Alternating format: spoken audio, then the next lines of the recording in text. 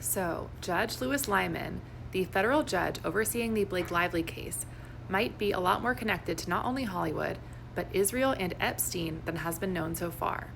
Let's start with his brother, Doug Lyman, the director. Doug is not just any filmmaker, he got his big break from Harvey Weinstein, who bought the movie Swingers. Weinstein, of course, had deep ties to Jeffrey Epstein, both socially and financially. I have covered this in my videos if you are curious. It's much deeper than a lot of people actually know. So first of all, Doug Lyman appears multiple times in Epstein's Black Book. Not once, multiple.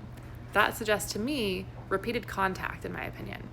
And as we have discussed, Doug and the judge, his brother, have a shared family foundation with shared investments and much more. This is called the Lyman Foundation. Check out my videos on this. Now let's talk Israel. There are long circulated allegations that Epstein worked for Israeli intelligence, specifically the Mossad.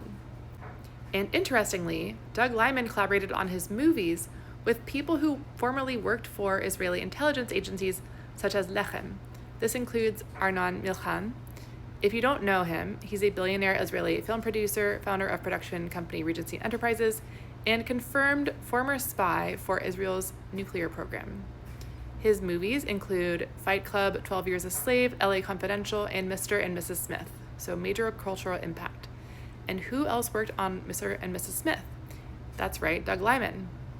Both these men were both power players in Hollywood's post-9/11 machine, right as Israeli influence in media was accelerating. Apparently, this movie producer was also accused of bribing Netanyahu with lavish gifts in exchange for political favors, so that's interesting. And supposedly the two have a long-term relationship of over 20 years.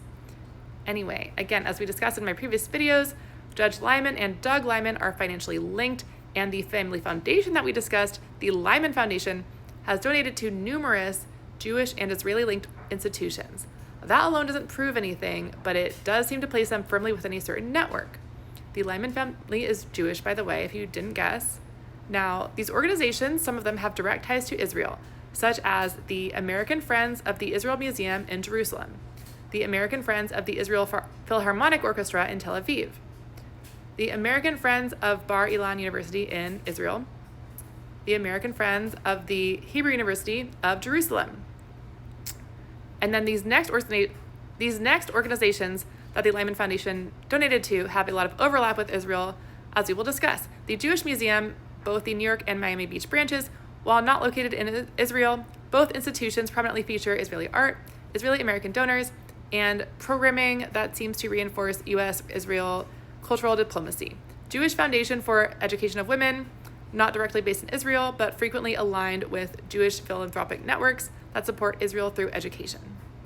Jewish Theological Seminary of America, U.S.-based seminary with ties to Israel through academic partnerships and rabbinical training exchange programs. Park Avenue Synagogue / Palm Beach Orthodox Synagogue / Santa Monica Synagogue. These institutions often support Israel through programming, missions, and fundraising, to my knowledge, although the grants here were labeled as general support, I believe, in the tax filings for Lyman Foundations. Let me know what you guys think of all this.